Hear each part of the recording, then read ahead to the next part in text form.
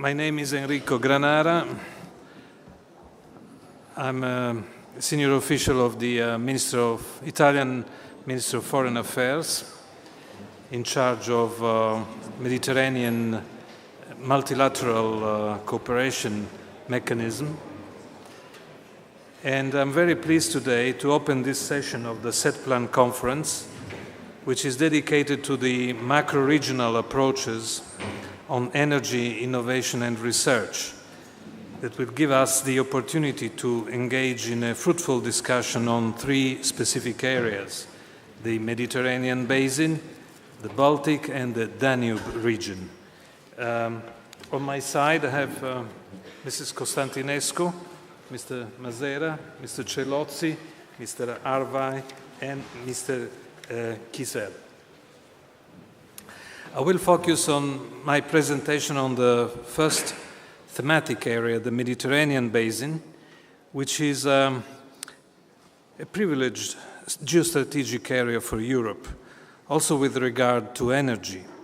I believe that in the light of the recent international developments that are undermining the pre-existing balances of the regional energy market, these moments of debate represent a valuable opportunity to enhance our understanding on energy as one of the main pull factors for growth, development, and security.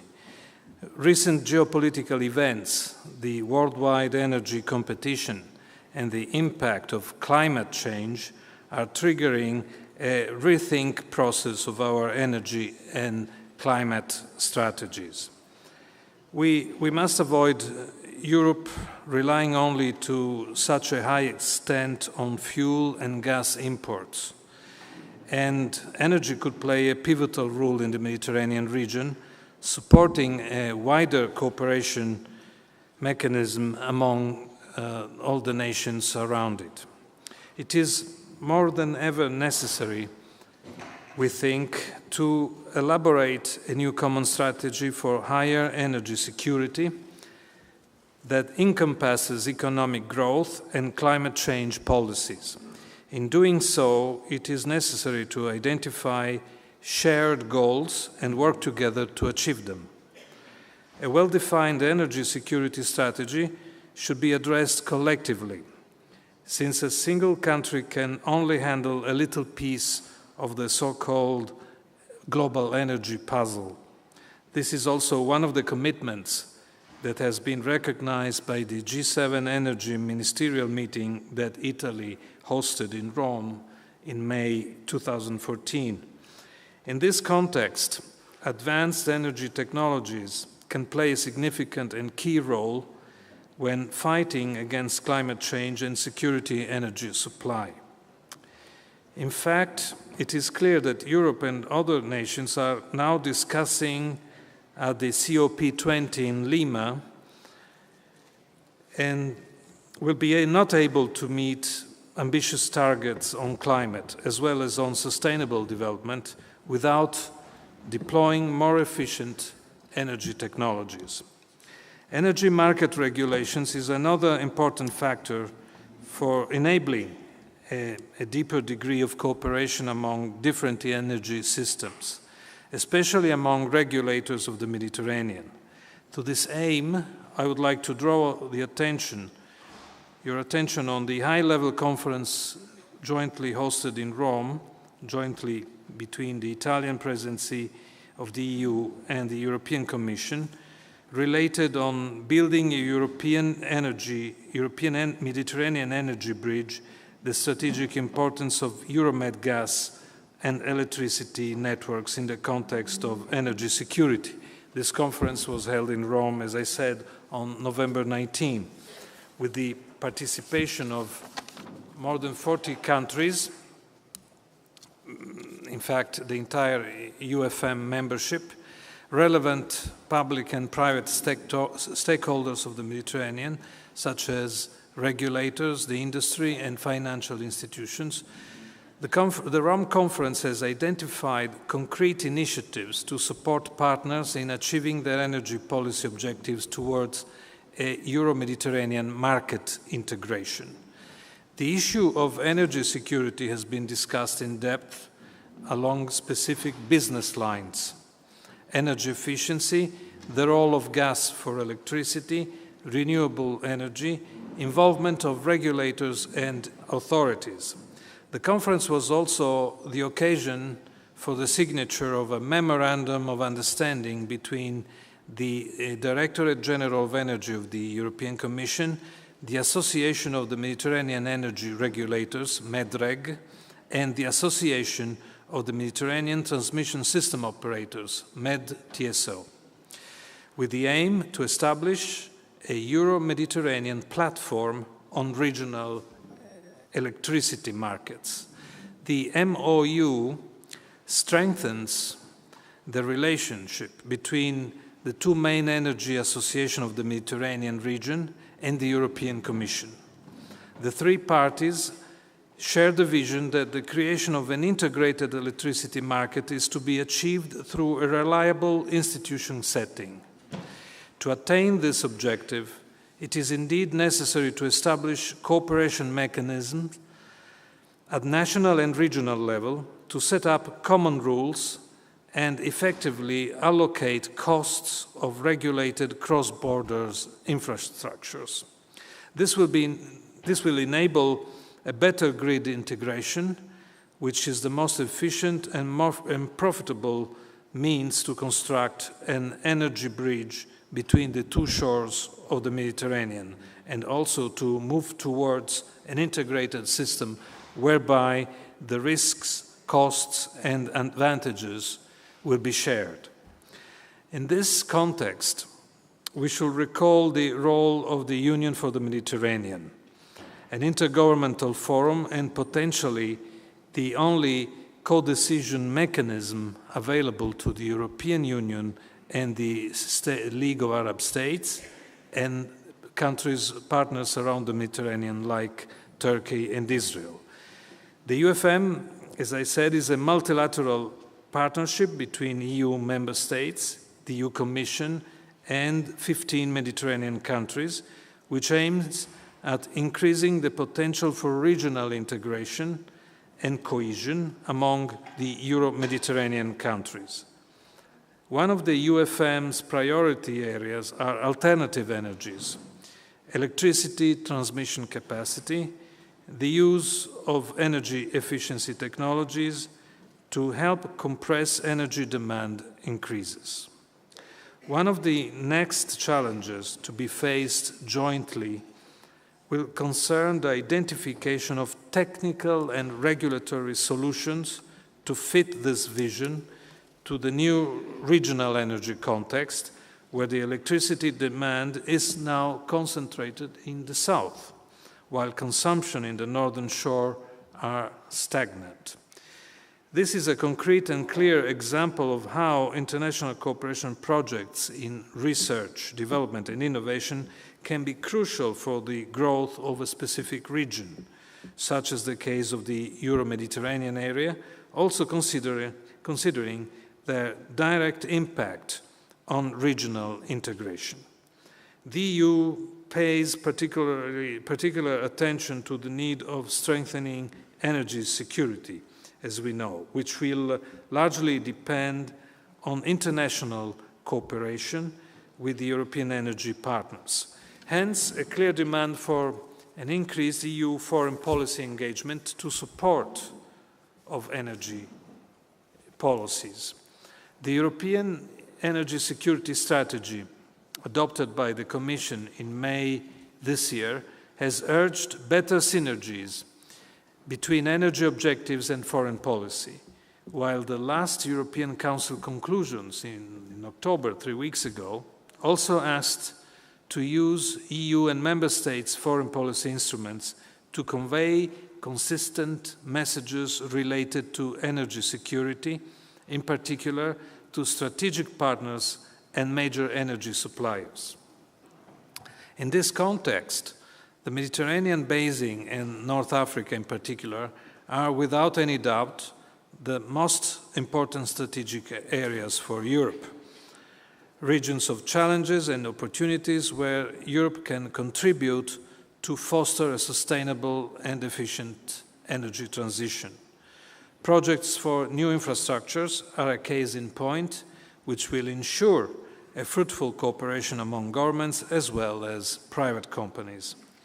According to the conclusion of the EU Council in June, towards an energy union with a forward-looking climate policy, this was the title of the Council conclusions.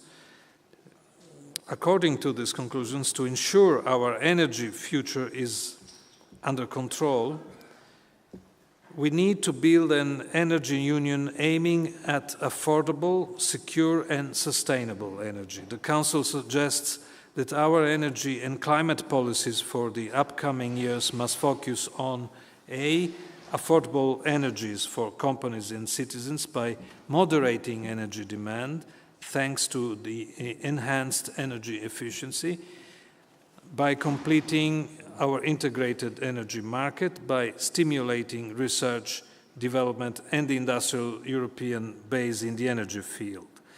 But besides affordable energy, we have secure energy for all countries. By speeding up the diversification of energy supplies and routes, by developing infrastructures such as interconnections, by providing private and public actors with the right planning framework so they can take investment decisions, and then green energy, by continuing to lead the fight against global warming ahead of the United Nations COP 2015 meeting in Paris. In this regard, I would like to stress the importance of investments in the energy sectors and energy market regulation. First, investments are essential to renew the existing energy systems and to develop new infrastructures. We all have to do our best to promote such priorities in all Mediterranean countries, in both traditional, which means oil and gas, and new energy sectors like renewables, which present many opportunities.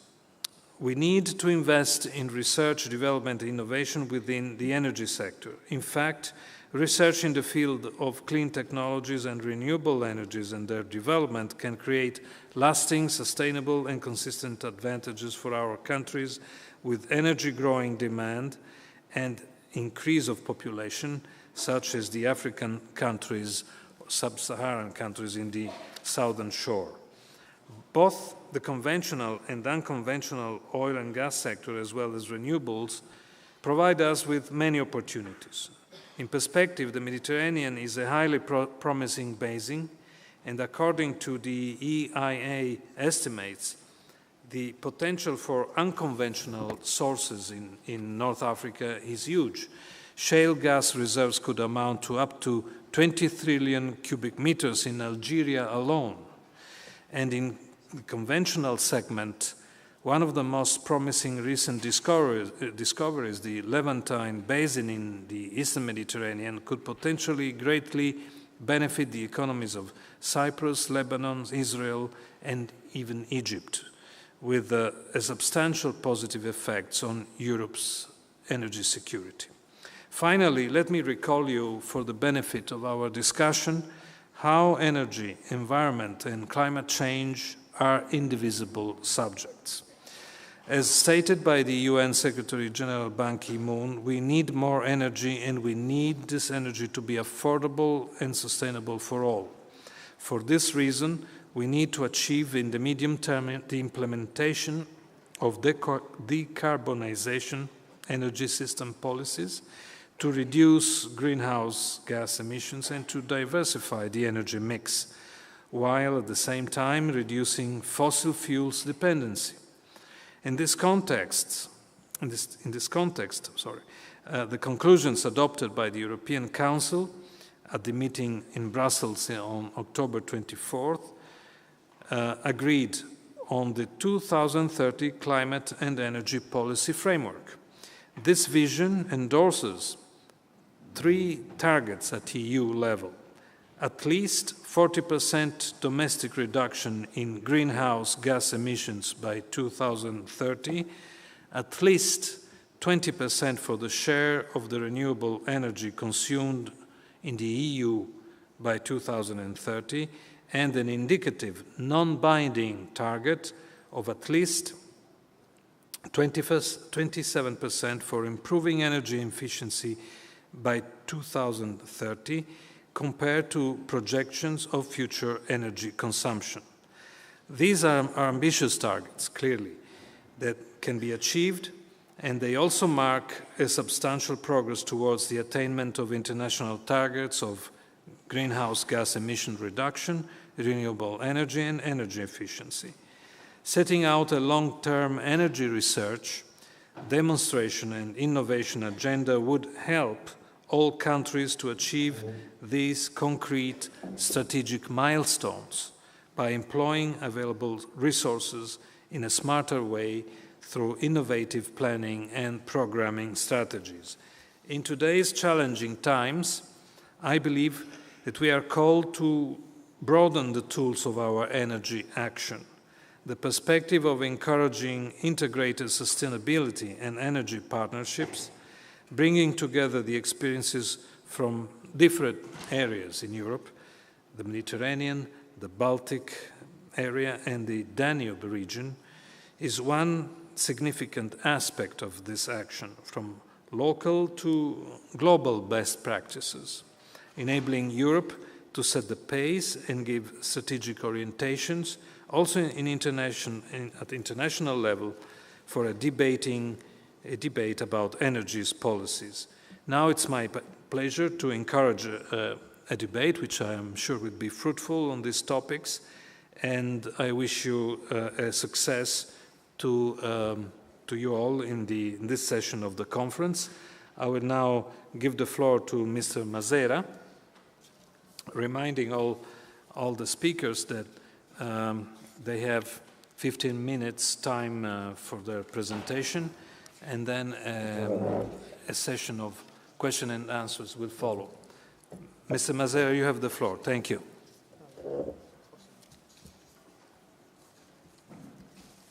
Thank you, Mr. Chairman.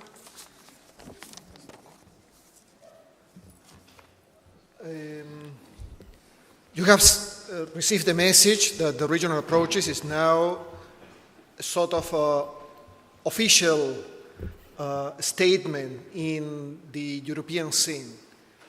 We have seen this being presented once and again during the last year in several policy documents and discussions.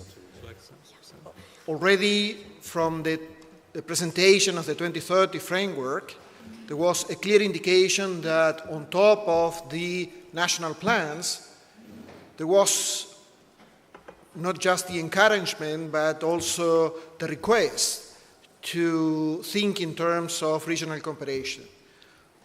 On the one hand, the plans by each country, or the goals and the settings, should be compatible with that of their neighbors. But at the same time, there was the identification that there are common objectives and there are lessons that can be learned from each other. Again, when presenting the energy security strategy in May this year, the Commission stated again that the completion of the internal energy market should be accompanied by regional coordination, and the security of the energy supply in Europe is also a function of this joint work of the different countries by means of the solidarity schemes, etc. So we can say that the regional approach is there in the policy credo of the European Union. When presenting now this integrated roadmap and asking for this, you can find already below the four main challenges described there and the cross-cutting aspects of the proposed for the roadmap of different points where once and again these requests for regional approaches are presented. For instance, from the framework to the development of identification, model, and analysis, for planning to the integration of data and information networks, and not the least on the cost-benefit analysis, socioeconomics, and environmental-related methods and tools. So you can see there that this emphasis on regional approaches is not just about the production of the next technology, it's about also of the tools, the frameworks for setting the policies and implementing the policies. One clear example, and we at the JRC, we have been promoting this in the last years, is the case of the Baltic, and perhaps we are going to receive more information in the following. But there, it is clear that the regional coordination among the three countries, and among them and the neighbors, is a must, given their situation. On the one hand, there are discussions about their electricity system, their gas supplies, the price of energy, their interconnections with the neighbors.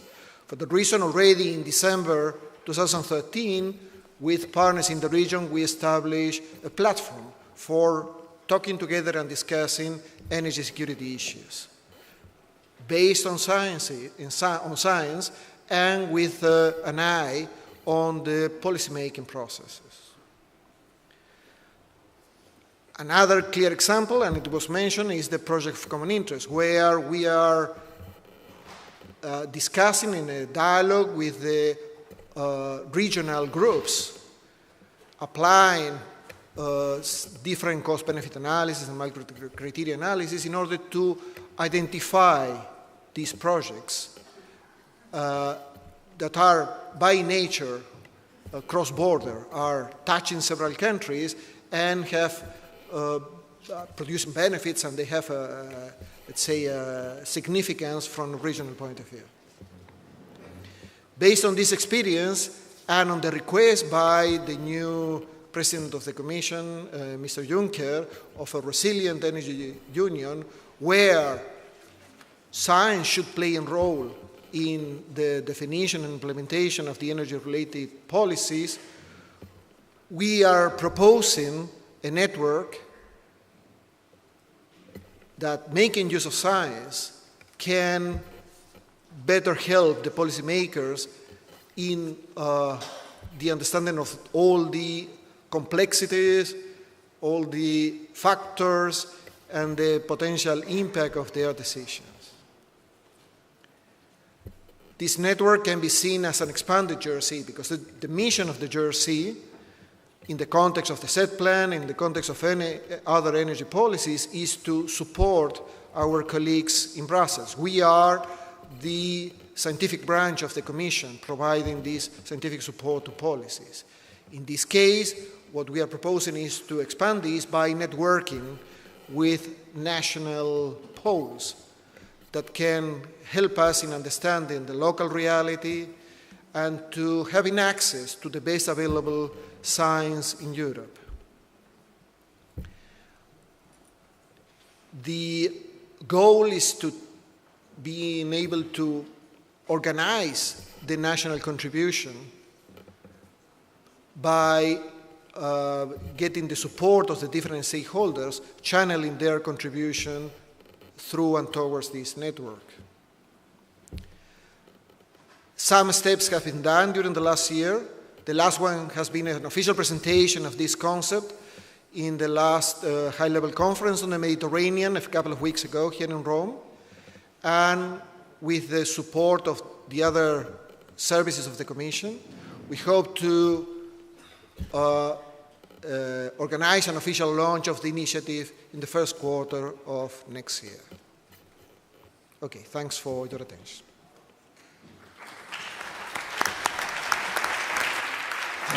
Thank you, Mr. Masera. I'm sure there will be questions after the other speakers have terminated with their presentations on the structure that you have been highlighting